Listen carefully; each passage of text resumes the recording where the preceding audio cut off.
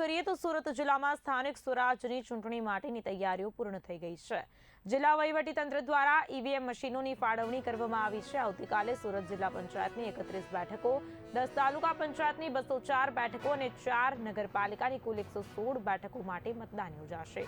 જિલ્લાની 4 નગરપાલિકાના 95 બૂથો તેમજ જિલ્લા અને તાલુકા પંચાયત માટે 1153 બૂથો પર ચૂંટણી પ્રક્રિયા માટે કર્મચારીઓ તૈનાત કરવામાં આવ્યા છે. બારડોલી તાલુકામાં પંચાયત અને જિલ્લા પંચાયતના 46 જેટલા બૂથોને સંવેદનશીલ જાહેર કરવામાં આવ્યા છે.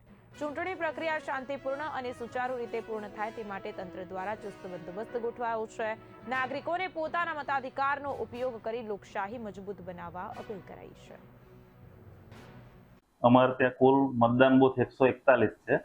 એમાં જિલ્લા પંચાયતની કુલ 5 બેઠકો ઉપર અને તાલુકા પંચાયતની કુલ 22 માંથી 20 બેઠકો, એક બેઠક કડોદ 2 ની બિનહરીફ થઈ છે અને એક બેઠક અસ્તાનની એમાં ઉમેદવારનું અવસાન થતા હમણાં ચૂંટણી એની મોકૂફ રાખવામાં આવે છે. એટલે કુલ 20 બેઠકો તાલુકા પંચાયતની અને 5 બેઠકો જિલ્લા પંચાયતની એના પર ચૂંટણીનો જંગ જામેલ છે.